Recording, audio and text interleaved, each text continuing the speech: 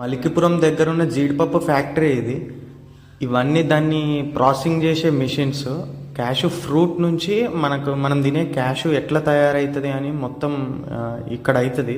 అది ఈ మిషన్ ఆ క్యాషూస్ని సార్ట్ చేస్తుంది.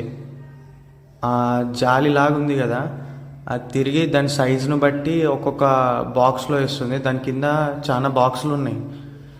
ఇది కూడా సార్ట్ చేసే మిషన్ అంట. ఇది దాని వెయిట్ని బట్టి, కలర్ని బట్టి, సైజుని బట్టి సార్ట్ చేస్తుందంట. దాని క్వాలిటీస్ బేస్డ్.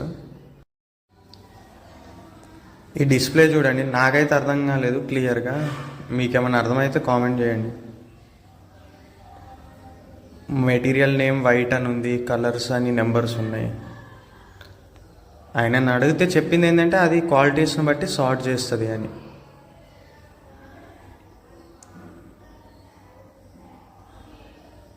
నేను ఇంతకుముందు చెప్పిన కదా 4 బాక్సులల్లో అది క్వాలిటీస్ని బట్టి సార్ట్ చేస్తుంది అని.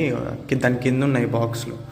అది తిరుగుతూ ఉంటే దాని సైజుని బట్టి అవి ఆ బాక్సులలో పడుతున్నాయి. ఈ క్వాలిటీ జీడిపప్పు దాంట్లో పడుతుంది.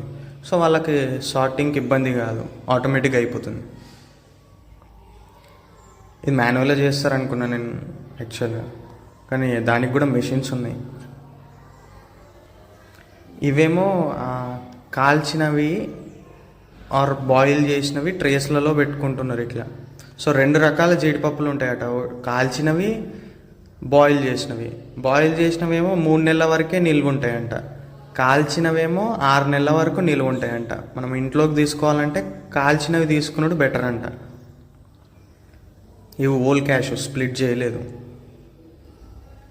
ఇతను కొనుక్కున్నాడు, అంటే సప్లయర్ అనుకుంటా ఆయన. సో వీళ్ళ దగ్గర నుంచి బై చేసుకున్నాడు. సో ఆయన సప్లై చేసుకుంటాడు.